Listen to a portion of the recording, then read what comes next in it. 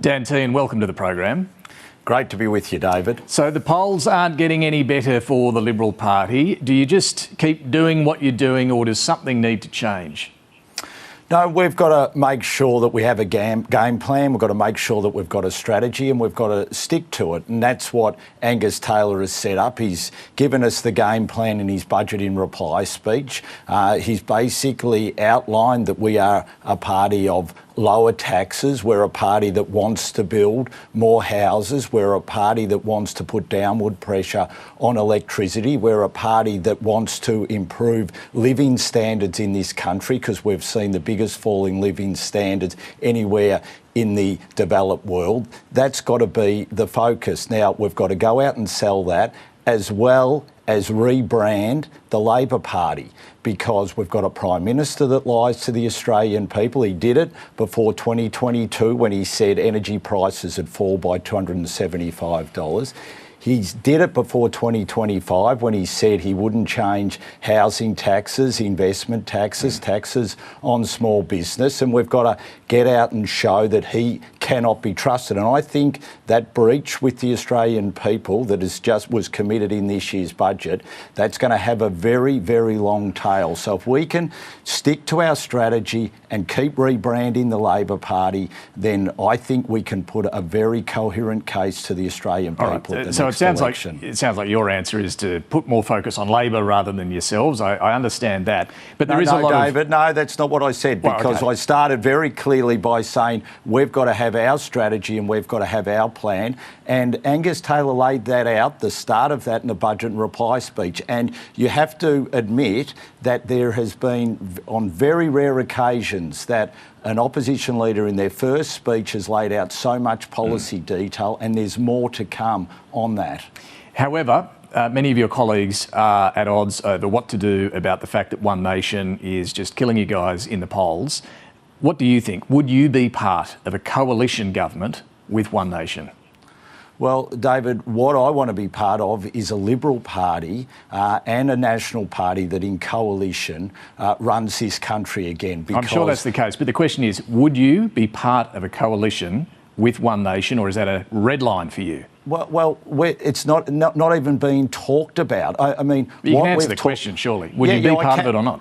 I can. I can say I'm very happy being a coalition of the Liberal Party and the National Party. That's all we're focused on. Is that a no, that you would not be part of a coalition with One Nation? Well, it's a no. We are a coalition, Liberal Party, National Party, and it's not even being talked about. And it wouldn't be. It wouldn't be. Even if the election produces all these One Nation MPs, you would not be part of a coalition. Well, I mean, we've got to focus on what we're doing. I mean, we've got to, will the Labor Party be part of a coalition with the Greens? That's a question for them. That's a question for them. I'm asking you, Tehan, as a Liberal. Yes. Another time, one more time. Yeah. Would you be part of a coalition with One Nation? Well, what I've said, David, is I want to be part of a coalition with the Liberal Party and the National Party. We're not. Listen to me. We're not entertaining. We're not discussing. We're not thinking about being part of a coalition with One Nation. Right? Okay, but Andrew Hastie is clear he would not be part of a coalition with One Nation. Yes. He's a very, very strong Liberal, and he wants us to govern with the National Party. And so what I'm saying is, no, we do not want to be part of a coalition with One Nation. We want to be part of a coalition with the Liberal Party and the National Party, which does the right thing by this country, doesn't lie to people before elections and then do the complete opposite afterwards, and has an agenda that will improve living standards in this nation going ahead. What did you think of that Tony Abbott speech in London, talking about diluting and eventually extinguishing Anglo-Celtic culture through mass migration? Well, to be honest with you, the first time I'd heard about it was when you mentioned it to me this morning, when you said you wanted to discuss it today. Two things to say on this. It's the coalition party room that sets the migration policies of this nation going forward. And that's something that Tony Abbott respects, and he respected when he was a member of the Liberal National Party, that it's the coalition party room that sets the migration policy. And the second thing is that Angus Taylor, in his budget in reply speech, set the foundations of where we want to go, and in particular, making sure that we have our migration levels in line with the amount of houses that are built in this nation, so that we can rebalance our migration policy, we can rebalance to make sure that we're looking after Australians first when it comes to our migration policy, and that's what we want to do. So is what you're saying that the Liberal Party president does not speak for the Liberal Party on migration? No, it is. So, I mean, we set the policy, and that's always been the case. Now, there are people who have a lot of views about this, but it is the party room, which always has and always will, sets the policy agenda, and that's what we will continue to do. And should we interpret that you disagree with what he said? Andrew Bragg has, your colleague, do you? Well, look, I haven't read the full speech. I saw a little clip of it of what you said there. I don't know the full context of it. But I think what he was trying to say, what I heard, that little bit that I heard, is that what we do with our nation and what we do with migration has to be underpinned by the values which have worked for us so well. And that's what we want to continue to focus on. So, we're a country of diverse backgrounds, many cultures, but we've got to make sure that we do not lose those values that have made us such a great nation. We're a great multicultural country. You have argued in the past, a couple of years ago, Dan Tehan, you said Australia is truly one of the best multicultural nations in the world. Australia proudly celebrates its multiculturalism. Do you still support multiculturalism? Absolutely. Multiculturalism has worked for this nation when it's done underpinned by incredibly strong values, and we don't want to lose those. And if we lose those, then there will be pressure that comes on multiculturalism. So we've got to make sure that those values that are so important to us, we keep those: freedom, democracy, liberty, the things that have made us such a great nation, and it brings people together. Those values unite Australians together. That's what we've got to keep focusing on. On house prices, a big focus for the Coalition over the past week in Parliament. You've previously argued house prices are too high.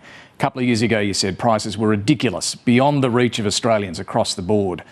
Why are you upset to see those prices now come off? Because the question is around the question is around housing affordability. And what the government is doing is not making housing affordable in this country. Real wages continue to go down under this government.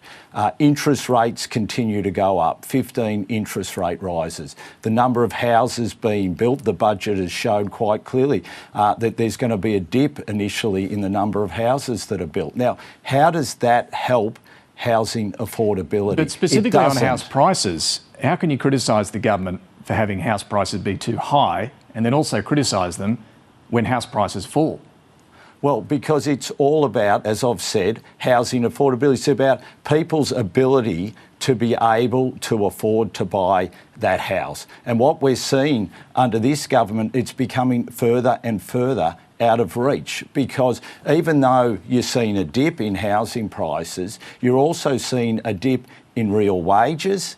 You're seeing 15 increases in interest rates. So how can that help people to be able to get into a home? And so you support higher wages, is that right?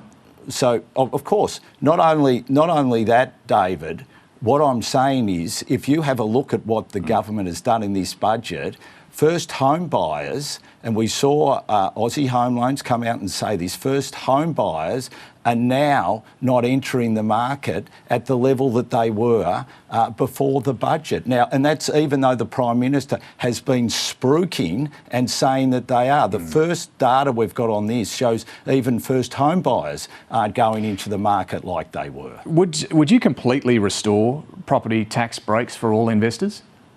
Well, what we've said is that we will get rid of these toxic taxes that the Labor Party introduced in this budget. But restore negative gearing for all?